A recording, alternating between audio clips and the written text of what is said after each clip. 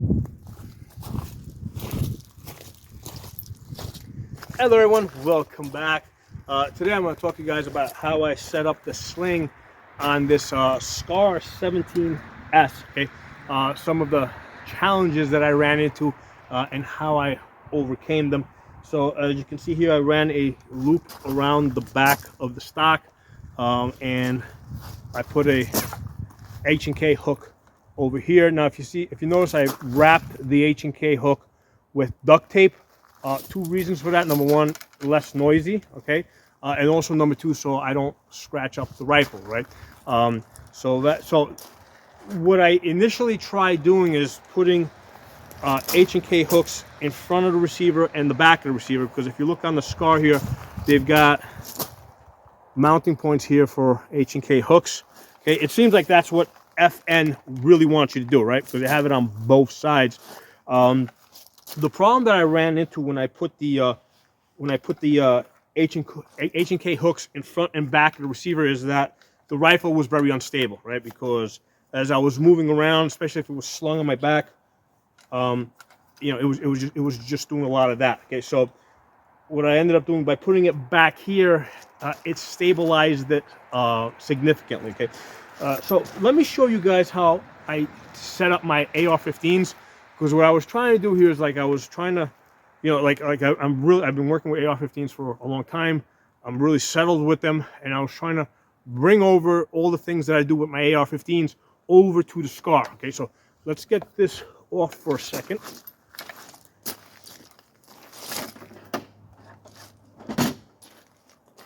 Okay, so with my AR-15s, I usually have an M-lock here, 11 inches down the rail, and then on the back of the stock here. Now this Magpul stock did not come with a QD mounting point back here, but what I did is I got from Amazon, I got a cheap QD socket, drilled through it, and then just put it in. Okay, so this is a fairly cheap stock, so I don't mind drilling through them.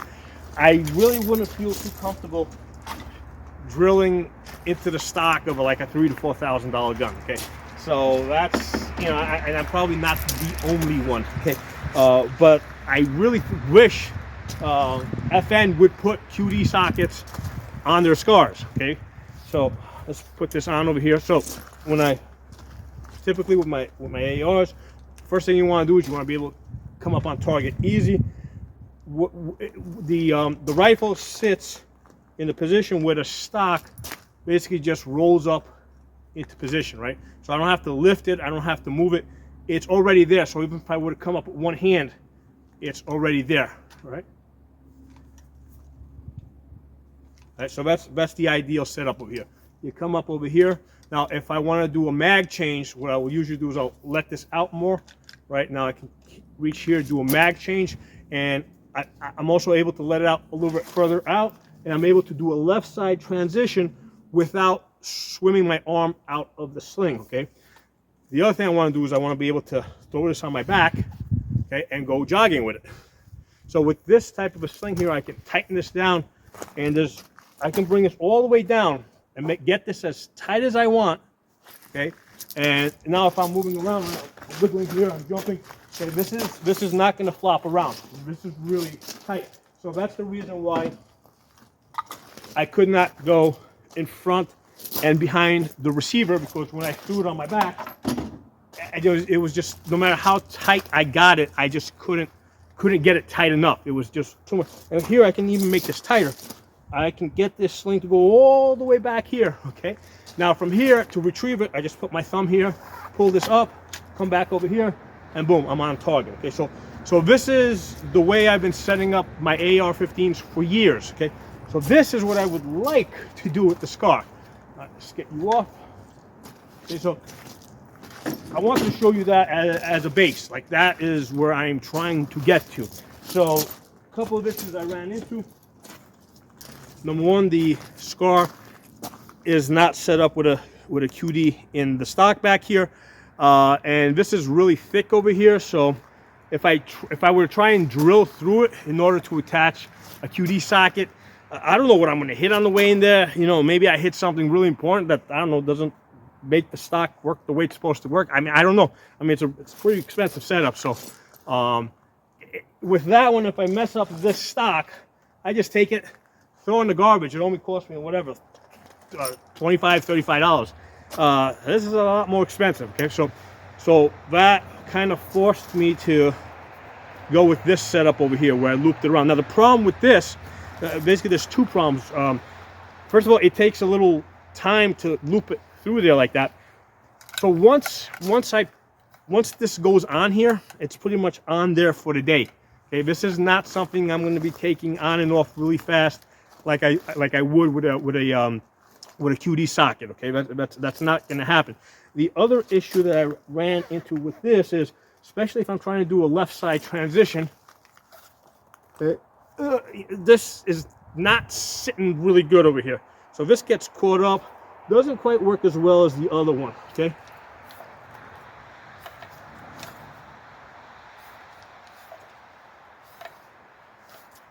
So the other one was just working better because instead of it being on the top, it's on the side, okay? So it doesn't get caught up on this corner. The other thing I found with the boot here is that this boot is longer, okay?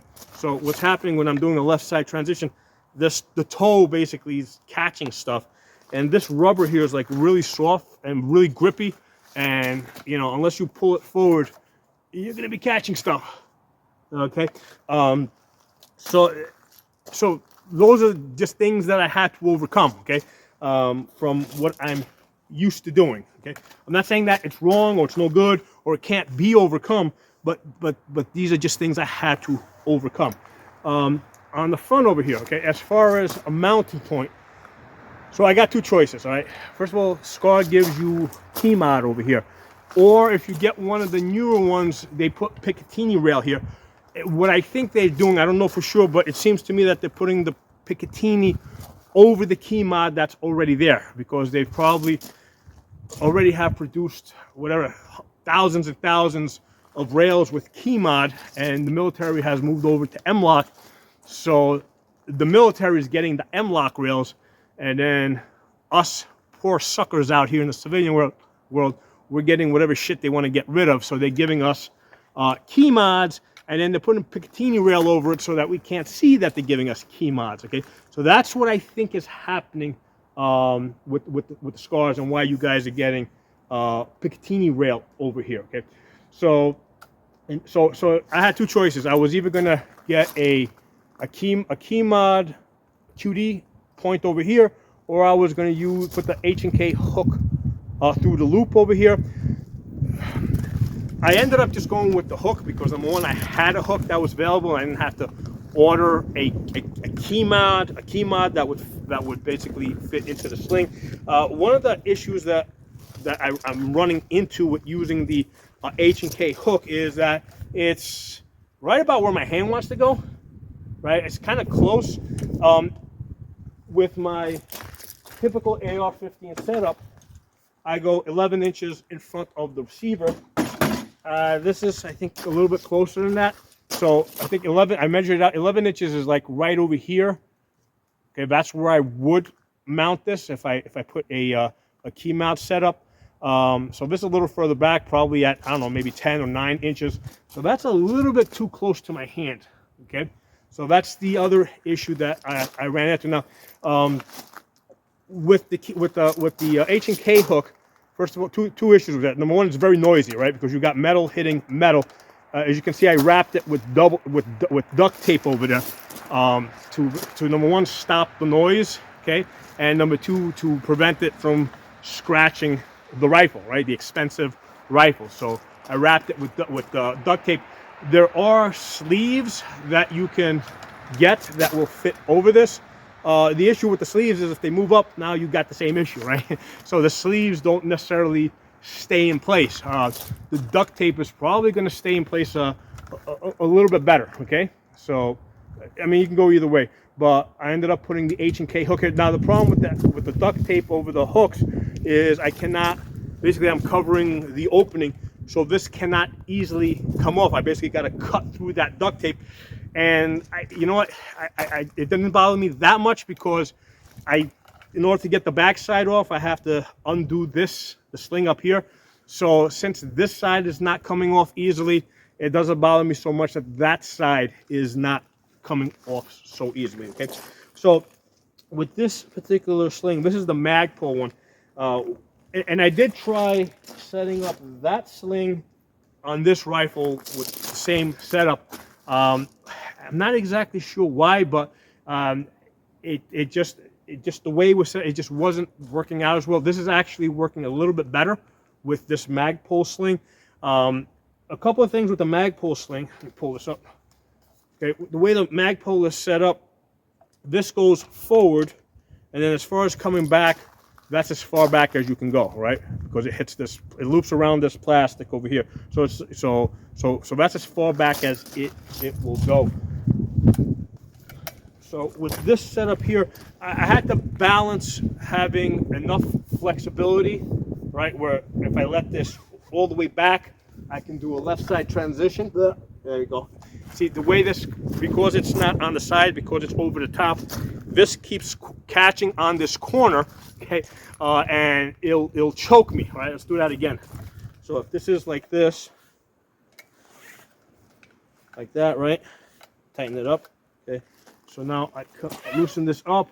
I want to do a left side transition. You see how it's catching on that rubber as I come across, right? So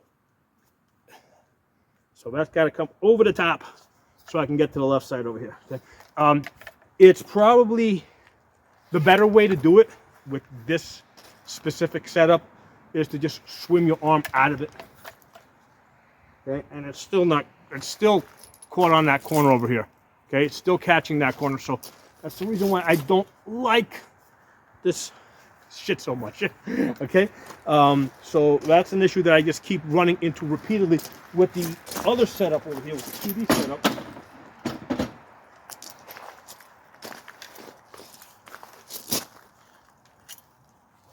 Okay, so I'm here. Okay, so now that's on the outside of the stock. Okay, so it's controlled. If I want to come out, right, go to the left side. See how it doesn't catch, right? Right, tighten that up. So with this, I don't need to come out of the sling. Or, you know, take my arm out of the sling, right?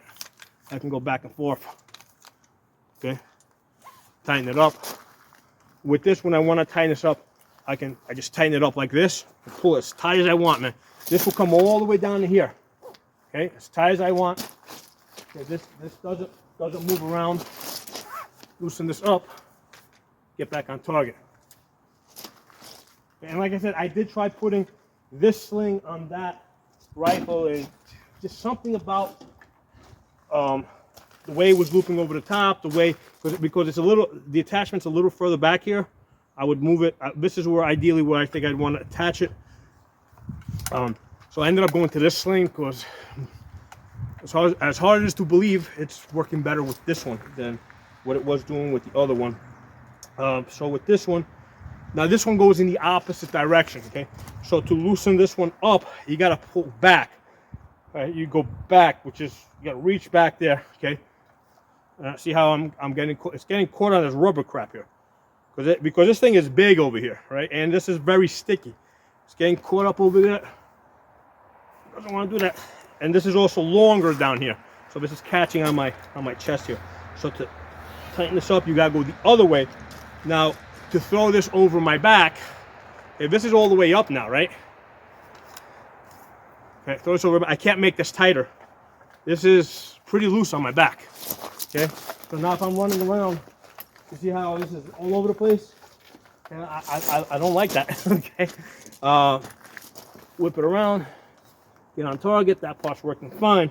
It's just I can't get it tight enough when it's on my back. Now you might say, hey, why don't I just tighten it up from here, right? Because I can tighten it from here. All right, let's do that. Let's make this tighter, because that seems to be the only way this is going to work.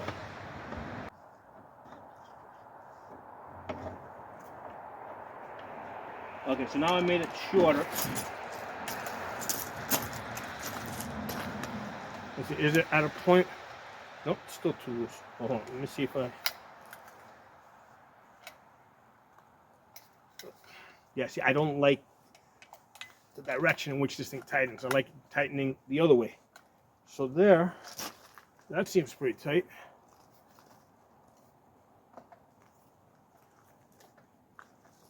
It's not as tight as I could get the other sling. It's still, I want to get it tighter, but let's see.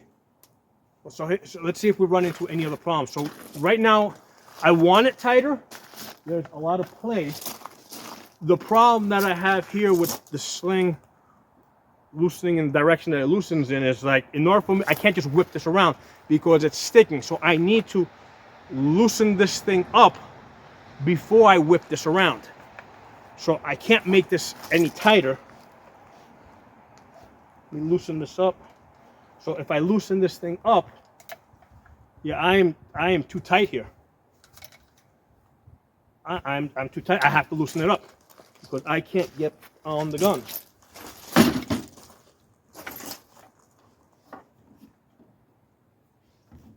So, like I said, I went through all this yesterday, and I tried putting that sling on this rifle, and I don't remember why, but it wasn't working. I was running into problems. So right here, that's good. Loosen this up. I can get on target.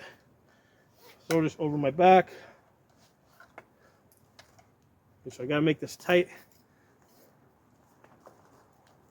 So right now, there's too much flop there, but at least I can whip this around and get on target.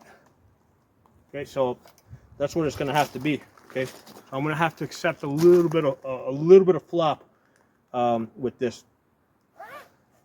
Okay, so anyway, there's some ideas for you guys to work with if you have a scar.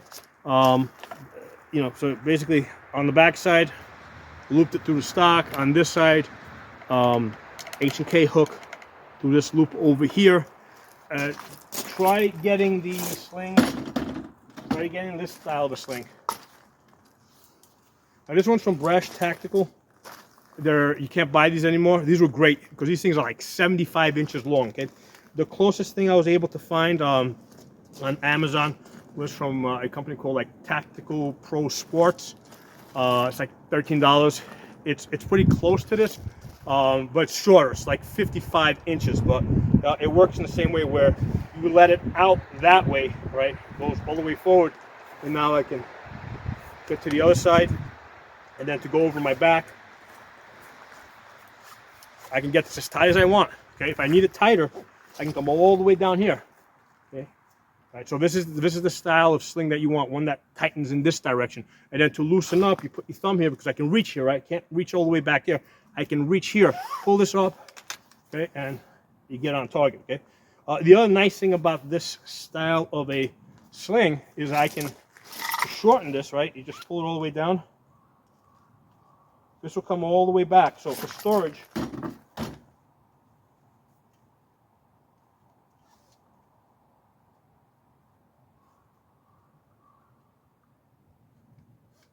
right? For storage, you see how much that can easily go into a safe now, okay? With this style of a sling here, okay, so let's see, if I make this as short as I can, look how much I got hanging there, right? Right? So again, that's why that style, and I'm not even talking about I don't care which company makes it, that style of a sling is the better one. Even though, like I said, I was having some difficulty getting it to work on the scar. They're pretty cheap. Maybe if I worked on it a little bit longer, I would have found exactly the right length to somehow make it work. But I ended up going to that one. So with this one over here, you got a lot more play. So it tightens when you pull it, okay? And then when you throw it over your back, it tightens this way, tightens that way, okay? So with this, I can be running around. That's not going to move anywhere, okay? You get on target, okay? So let me know what you guys think. Drop some comments.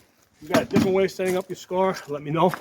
You know, like I said, what I'm trying to do here is I'm trying to take what works on the AR-15 and bring it over to the scar, okay? And you know, I told you guys some of the difficulties I ran into and the best solutions that I could find, okay? If you got better solutions, please let me know. Talk to you all soon.